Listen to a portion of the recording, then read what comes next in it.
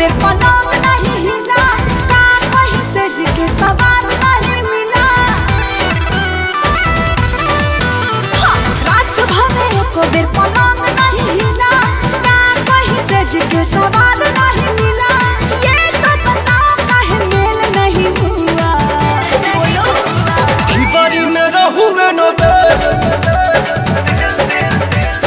ढिबारी में रहुए न दे, यही से रात खेल नहीं हुआ। डर जो भी हो गया फेल, यही से रात खेल नहीं हुआ।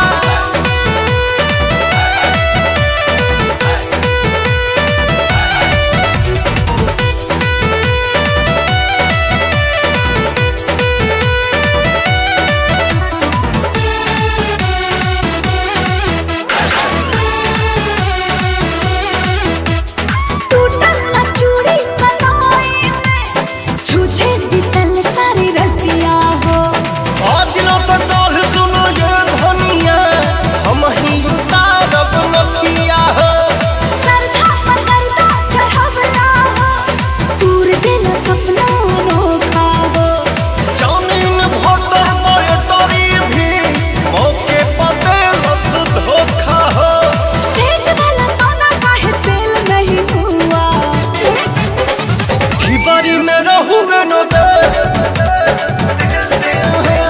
ढिबारी में रहुए न दे, यही से रात खेल नहीं हुआ।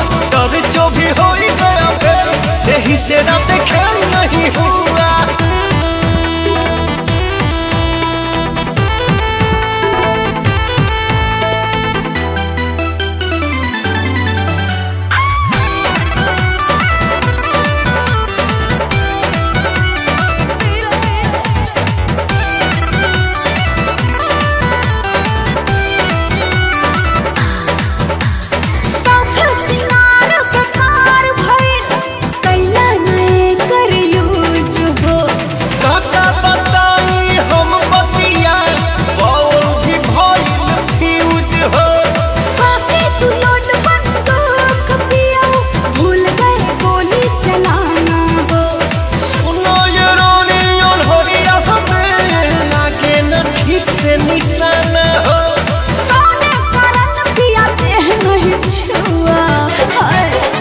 ढिबारी में रहुए न दे,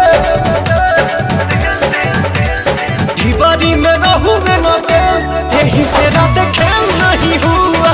डर जो भी हो गया फेल, यही से रात खेल नहीं हुआ।